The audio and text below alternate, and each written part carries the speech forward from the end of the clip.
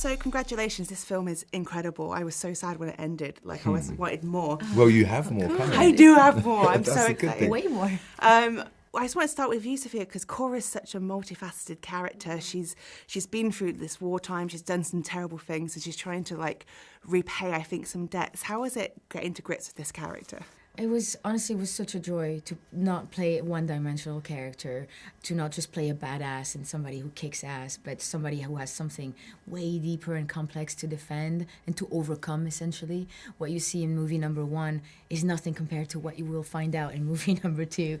And so that little aspect was enough for me to sort of like, for me it was fun just to find her. I knew like she was, especially how Zack shoots. He's incredible with the camera, and I knew everything was going to be in slow motion, looking incredible, and he's so good. And I was like, how do I make this interesting? And I thought with her past and her story, and to find her vulnerability and to find that resistance that she has, and to find it essentially that she doesn't enjoy going necessarily and fighting, even though this is what the audience like and it's fun to watch. But I like the tug of war, that you can. She's find. the reluctant hero. Yeah, exactly. I thought that was fun for me to play, because otherwise it'd be too easy. Yeah. It would be. And it wasn't easy. No, it wasn't easy. It wasn't easy at all. Isn't it? But beautifully done as well. I was sold on her the first scene you see her. I was like, I love this character already. Oh, and I feel like your character's like her opposite, because he just believes so much in that religious dogma and power, absolutely. So I wanted to know about getting into Atticus and his role. I think that's a very astute observation about how what clear polar opposites these two characters are. I mean, clearly he is obsessed with domination in the name of the mother world, and conquering and empire and destroying. So how do you get into a character like that? As always, it begins in isolation in London.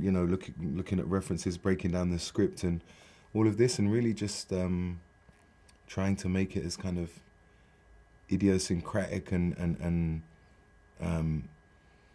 not human, but because I wanted to remove all kind of humanity from it, but honest. So it was a difficult balance to going into it.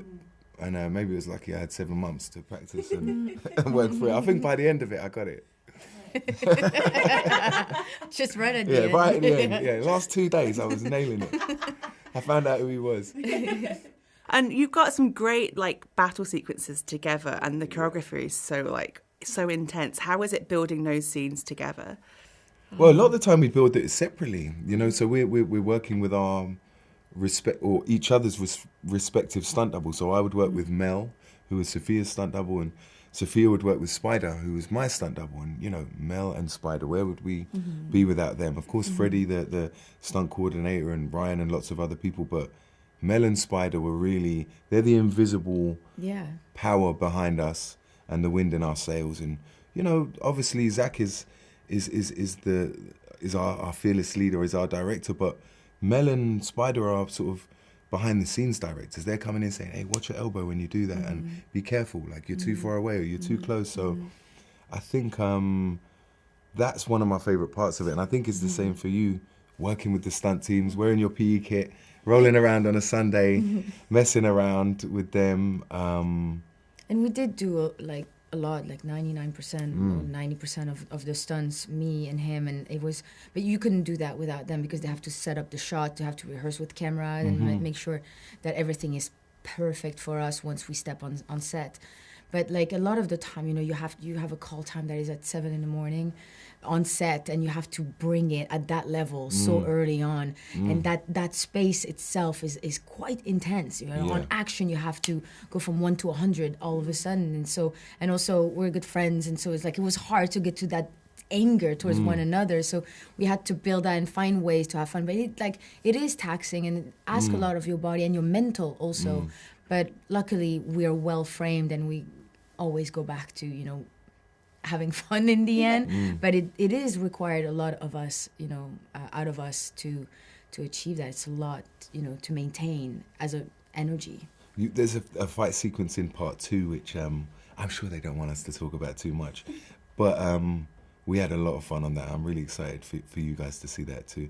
The dancing, The dance scene? The dancing, no, not the dance scene. Oh, I was like, what? The Kora, the fantasy dance scene Don't tell her about the dance where scene in Noble part and two. Kora have There's a dance scene in where we part have a two. salsa. Yeah. No, the dancing between us was a lot of fun in both parts. I love it. Well, thank you so much for talking to me Now today. I'm thinking about the dancing. Yeah. I wish if there's no dancing in part 2, I'm going to be sorely disappointed. Thank you. Ladies and gentlemen, you're watching Hey You Guys! Hey, you guys! Hey, you guys. Hey, that's what they all say. Hey, you guys. Hey, you guys!